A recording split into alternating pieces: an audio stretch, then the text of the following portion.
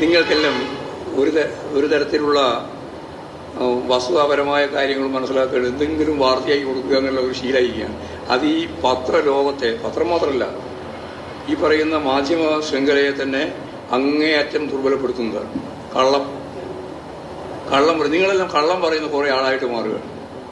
യാതൊരു വസ്തുതയില്ലാതെ എന്തെങ്കിലും കാര്യങ്ങൾ പ്രചരിപ്പിക്കുന്ന ഒരു കൂട്ടായിട്ട് മാറുകയാണ്. അങ്ങനെ മാറാൻ പാടില്ലല്ലോ.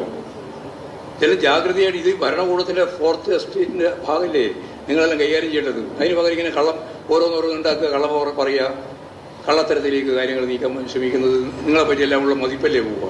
രാഷ്ട്രീയക്കാരെ പറ്റിയുള്ള മതിപ്പ് ഓർക്കാൻ വേണ്ടിയാണ് നിങ്ങൾ ശ്രമിക്കുന്നത്. പക്ഷെ അതിൻ്റെ ആത്യന്തികമായ ഫലം എന്തായിരിക്കുക വെച്ചാൽ ഈ മാധ്യമങ്ങൾ തന്നെ വിശ്വാസത്തെ ചോർന്നു പോകുമല്ലേ ചെയ്യുക. വെറും കളവ് പറഞ്ഞ് പ്രചരണം നടത്തിയായിരിക്കും.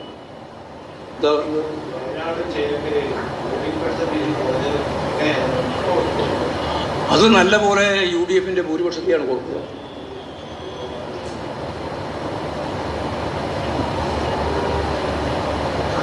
UDF അവിടെ ജയിക്കാൻ സാധ്യതയുണ്ടെന്നാണല്ലോ നമ്മൾ കണക്കാക്കുന്നത്. ഞങ്ങൾ നല്ല രീതിയിൽ അവിടെ പോൾ ചെയ്തിട്ടുണ്ട്. അതുകൊണ്ടാണ് KC വേണുഗോപാലൻ പറഞ്ഞത് അവിടെ ബൂത്ത് അടിസ്ഥാനത്തിലുള്ള പരിശോധന ഞങ്ങൾ നടത്തും. ബൂത്ത് ഏജന്റുമാരെയും എല്ലാം വിളിച്ചു ചേർത്ത് പരിശോധിക്കുന്നു. ഇപ്പോൾ അവർ പറഞ്ഞിട്ടുണ്ട്, പരിശോധിക്കട്ടെ. എന്തുകൊണ്ടാണ് ഈ ഒരു സ്ഥിതി ഉണ്ടാവാതിരുന്നത് എന്ന് പറഞ്ഞാൽ അവർ 5 ലക്ഷത്തിലധികം വോട്ടിൻ്റെ ഭൂരിപക്ഷം ലഭിക്കുമെന്നാണ് അവർ പറഞ്ഞിരുന്നത്. ഇപ്പോൾ നിങ്ങളാരും അതിനെപ്പറ്റി മിണ്ടുന്നില്ല. 5 ലക്ഷത്തിലധികം വോട്ടിൻ്റെ ഭൂരിപക്ഷത്തിന് കഴിഞ്ഞ പ്രാവശ്യം രാഹുൽ ഗാന്ധിക്ക് കിട്ടിയതിനേക്കാൾ വലിയ ഭൂരിപക്ഷത്തിന് ജയിക്കും എന്ന് പറഞ്ഞവർക്ക് ആ വോട്ടിനെ കിട്ടുന്നില്ല. എത്രയാണോ ഭൂരിപക്ഷം കിട്ടുമെന്ന് പറഞ്ഞത് ആ വോട്ടിനെ അവർക്ക് ലഭിക്കുന്നില്ല. അതാണ് ഇപ്പം ചിത്രം. അത് കേട്ടു നേരത്തെ പറഞ്ഞ അവസാനം അതിൽ അന്തരീക്ഷത്തിൽ കൊടുക്കും കുറച്ചും കൂടി ദിവസം. അത് എങ്ങനെ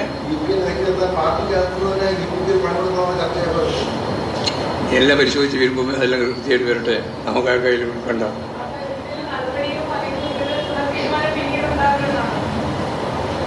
നിങ്ങൾക്ക് എന്ത് റിപ്പോർട്ടാണ് കൊടുക്കണം ചെയ്ത് കൊടുത്തോ.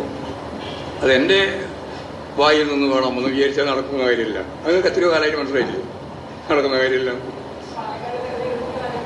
പാലക്കാട് തെരഞ്ഞെടുപ്പിലൊക്കെ വമ്പിച്ച വിജയത്തോടു കൂടി ഇടതുപക്ഷ നേതൃത്വത്തിന് മുന്നേറും.